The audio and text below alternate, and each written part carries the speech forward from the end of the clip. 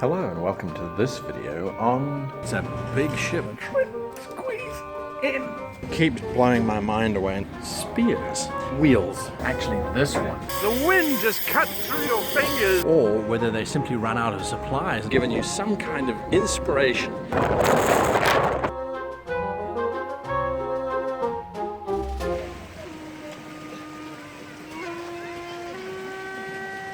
Hello and welcome to this episode of How to Be a Great GM. I'm here at Edo Wonderland in Japan, where they've recreated the Edo village, or a village from the Edo period in Japan's history.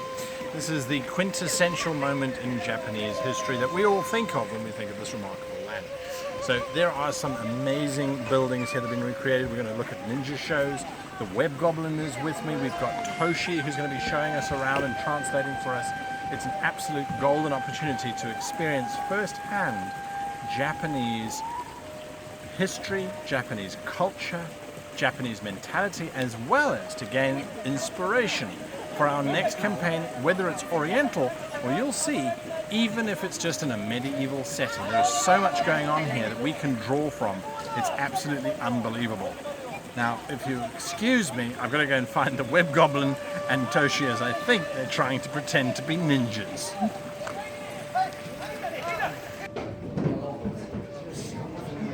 The Web Goblin about to become a ninja.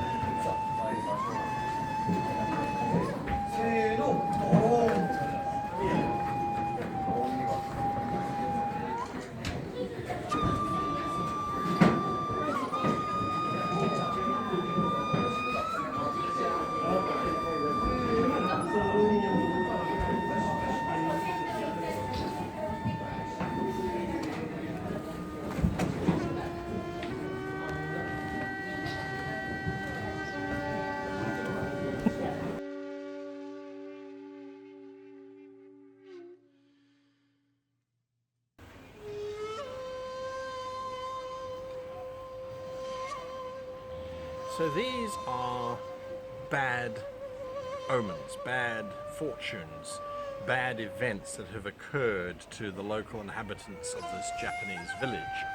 The custom is that you write down the bad event that has occurred or the misfortune that you've had, and then you tie it around the post. And that basically locks it here and removes it from your experience, from your life. And then later, of course, these get purged and this area is cleansed to remove the evil spirits that would pervade this space.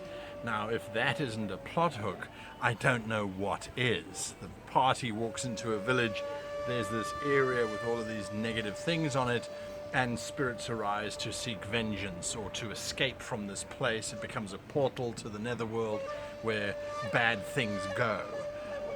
Absolutely, absolutely fantastic, and I can guarantee you that my players are going to encounter something very much like this in the very near future.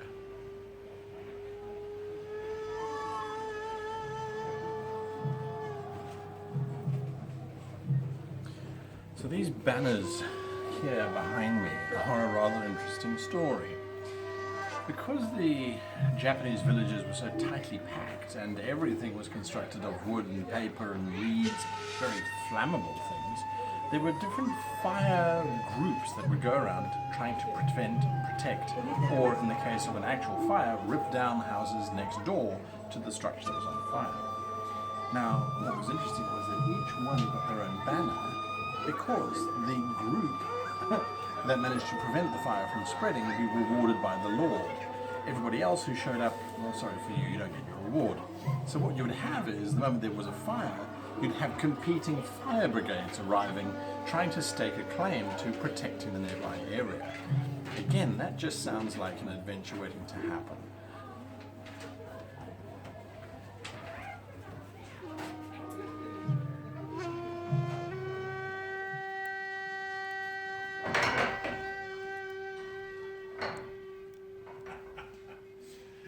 So this is the prison of Edo, Japan. We don't have metal bars here because that wasn't the construction method of choice. We have these incredibly thick wooden timbers, and where we do need locks and things, we've got some very heavy locks here as well. This is quite an impressive structure. There's a little window for light, there's the mats on the floor for comfort, and that's it. And you could stand here for quite some time. Now the idea is that you could possibly fit through here if you were particularly agile or ninja-like, I suppose, but there'd be guards posted everywhere, and it's more the idea that you've been captured that would keep them here than anything else. Still quite a visually stunning space, and often we think of dungeons as being in the deep and the dark. Well, here we're out in a courtyard, and quite a nice one it is too. Rather grisly looking weapons of the police officers and constables of the Edo period. The forked looking device is for catching criminals around the neck and then guiding them back to the prison cells that you all have seen in the video. The spikes around the base are so that when they try and catch it with their hands, they can't.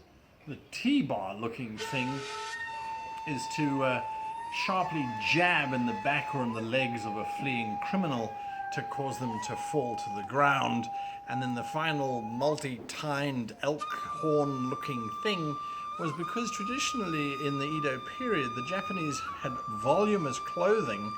This would be jabbed into the clothing to then prevent the criminals from escaping. So drop your kit and make a getaway, you're probably going to get hit by a T-bar in a rather unfortunate place. Anyway, rather an interesting form of security, and something slightly different from what we might normally use as, oh, it's a guard in chainmail with a spear.